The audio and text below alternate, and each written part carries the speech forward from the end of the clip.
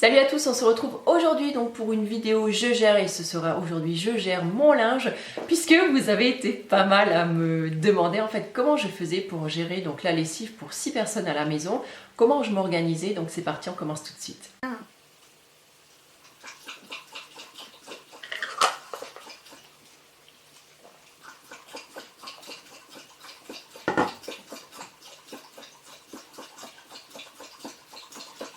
Pourquoi il voit toujours quand je suis en train de filmer?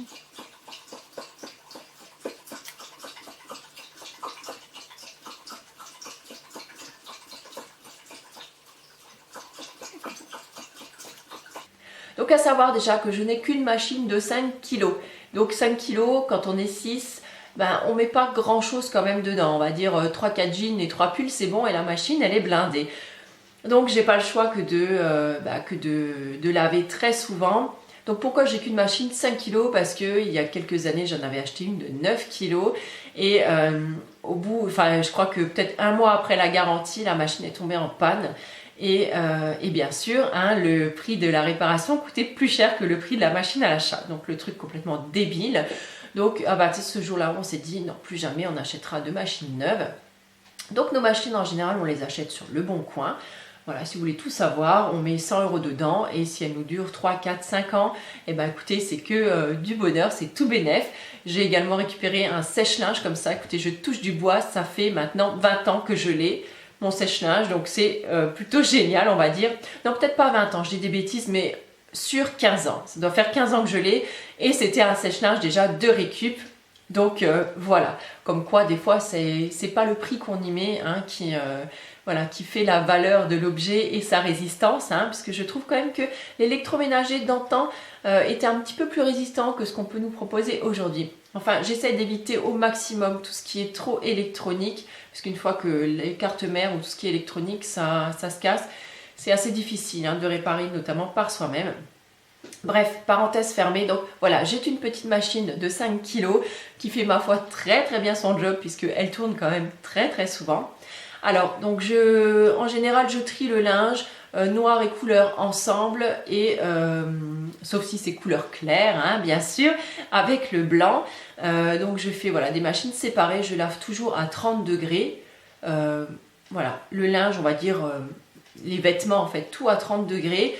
Les chemises de mon mari, celles-ci par contre, je les lave à 60 et je les lave vraiment à part. Je fais vraiment qu'une machine, donc je vais pas y arriver, qu'une machine de chemise dans ce cas-là et pour être sûr qu'elles ne prennent pas la couleur, qu'elles grisaillent pas trop vite puisqu'ils portent pratiquement que des chemises blanches.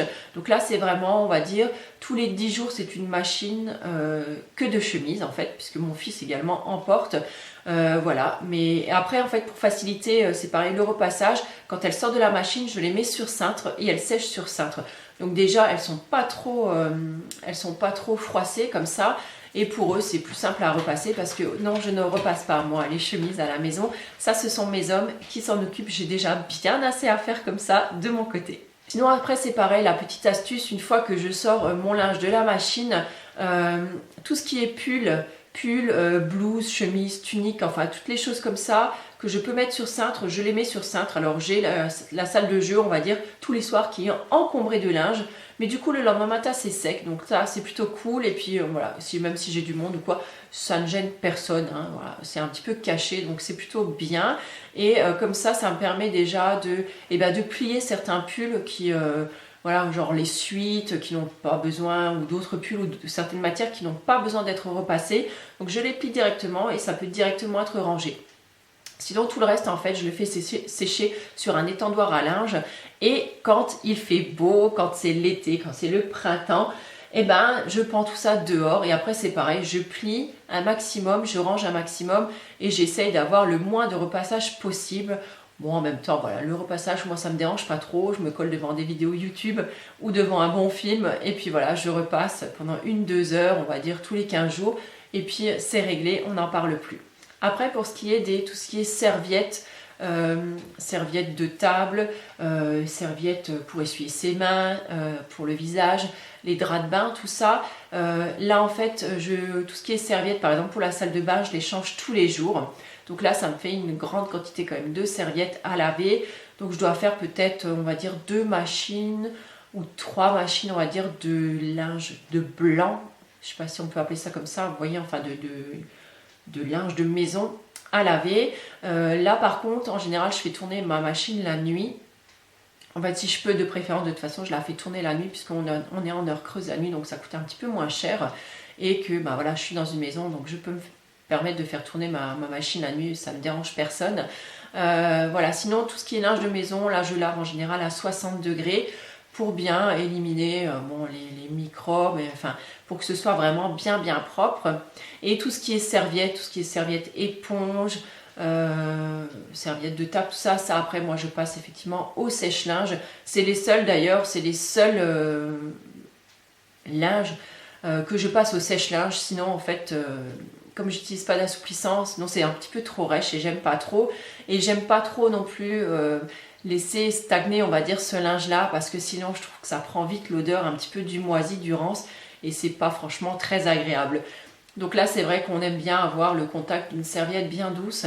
Et pour ça, oui, je le passe au sèche-linge. Sinon, tout le reste, en fait, je le fais sécher comme ça. Je pense avoir fait le tour de la question. Si vous voulez savoir ce que j'utilise comme lessive, tout ça, je vous renvoie vers ma vidéo. Je ne sais pas si elle sera déjà en ligne, vers ma vidéo donc de produits d'entretien au naturel, tout ça. Si elle est déjà en ligne, je vous la mettrai ici également dans la barre d'infos. Et si elle n'est pas encore en ligne, bah écoutez, elle va pas tarder à arriver. En attendant, bah écoutez, si vous avez des astuces à partager avec nous, n'hésitez pas à nous les mettre en commentaire. Moi, je vous embrasse bien fort et puis je vous retrouve très bientôt. Ciao!